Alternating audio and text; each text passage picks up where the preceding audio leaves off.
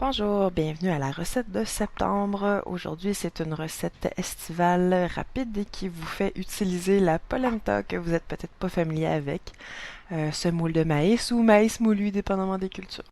Il s'agit d'une recette végétalienne et les protéines sont complètes, c'est-à-dire que vous ne manquez de aucune protéine essentielle dans cette recette. Donc, allons-y avec les ingrédients. Vous aurez besoin d'un oignon, de format moyen, 2 gousses d'ail et de l'huile d'olive pour la cuisson. Ensuite, on va avoir besoin de 2 barquettes de champignons. Si vous les achetez en vrac, calculez environ 800 grammes et 3 petits zucchini ou 2 moyens ou un gros. J'ai aussi ajouté un poivron rouge, mais c'est parce que j'en avais, pas parce que ça en prend. Donc, ça peut aussi être une recette où est-ce que vous ajoutez ce que vous avez dans le frigidaire. Et une autre très importante protéine, les fèves précuites et de la semoule de maïs ou polenta. Dans ce cas-ci, c'est des fèves de lima, ça peut être n'importe quelle fève précuite. Vous pouvez aussi utiliser une conserve. Assurez-vous seulement qu'elle est sans BPA pour votre santé. Et voici nos condiments pour la recette. Donc, une sauce tomate. J'ai utilisé la sauce Le Grand Rosé qui est excellente, mais ça peut être n'importe quelle sauce tomate. Et le fromage, faux fromage d'Alia. À saveur de cheddar, ça peut être le blanc aussi, c'est pas important. On va maintenant passer à la cuisson. Donc, dans une casserole allant au four, c'est très important. Vous allez faire chauffer l'huile. Vous allez ajouter l'ail haché et vous allez ajouter l'oignon haché. En attendant que l'oignon et l'ail fondent, c'est-à-dire qu'ils deviennent transparents, on va préparer le bouillon pour la polenta. Pour une tasse de polenta, on doit préparer 1 litre d'eau. Donc, une tasse pour 4 tasses pour la polenta. Et pour assaisonner, j'ai ajouté une cuillère à soupe de fleur d'ail déshydratée, une cuillère à soupe de romarin séché, et ce bouillon de légumes déshydratés selon les proportions qui sont indiquées sur la boîte. Et on mélange. C'est important d'assaisonner votre bouillon, sinon vous allez vraiment trouver votre polenta ennuyante. De retour à la poêlonne. Une fois que l'oignon a l'air de ceci, en attendant, on peut couper les autres légumes. On va ajouter le champignon haché. On va attendre qu'ils aient réduit un peu parce que les champignons, ça réduit quand même pas mal.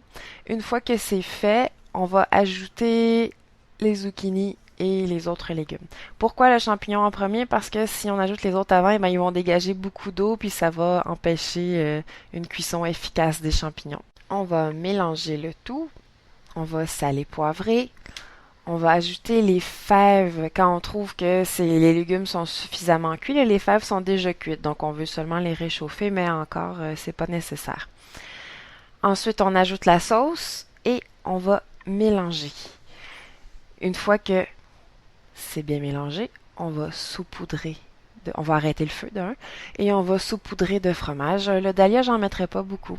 Faut vraiment pas en mettre trop, ça écœure quand il y en a trop. Et une fois que c'est fait, on va enfourner à 350 degrés. C'est pour ça qu'on n'avait pas à réchauffer trop les fèves parce qu'elles vont réchauffer au four. On va laisser cela de 20 à 30 minutes. Ensuite, on va retourner à notre bouillon qui devrait être chaud et on va y ajouter la polenta tranquillement en filet tout en fouettant parce que sinon ça va faire un gros moton en bon québécois. Et une fois que c'est fait, on va surveiller la cuisson. Ça prend très rapidement la polenta et ça fait de très gros bouillons, d'où l'intérêt de quand même jeter un œil parce que ça va en mettre partout. Et une fois qu'elle a l'air de ceci, là, et qu'elle fait effectivement des grosses bulles, elle est assez prête. Dans ce cas-ci, ça va nous faire une polenta très crémeuse, comme vous allez le voir à la présentation. Mais si vous la préparez à l'avance, elle va pouvoir devenir beaucoup plus dure, puis on peut la travailler différemment. Là, on peut l'utiliser, en faire des bâtonnets ou en faire des carrés, si on veut. Dernière étape, on sort la casserole du four et on regarde si c'est à notre goût. Et ensuite, on peut dresser les assiettes. Remarquez que j'ai fait un bel effort pour vous faire une belle présentation. J'ai l'intention de continuer d'essayer de rendre ça appétissant. C'est sûr que je suis encore très novice à ce niveau-là. Sinon, voilà, c'était la recette de casserole. Merci d'avoir suivi la recette de ce mois-ci. Dans l'article sur mon site web, j'ajoute un petit encadré sur les bienfaits des champignons qui sont un aliment très tonique de l'immunité.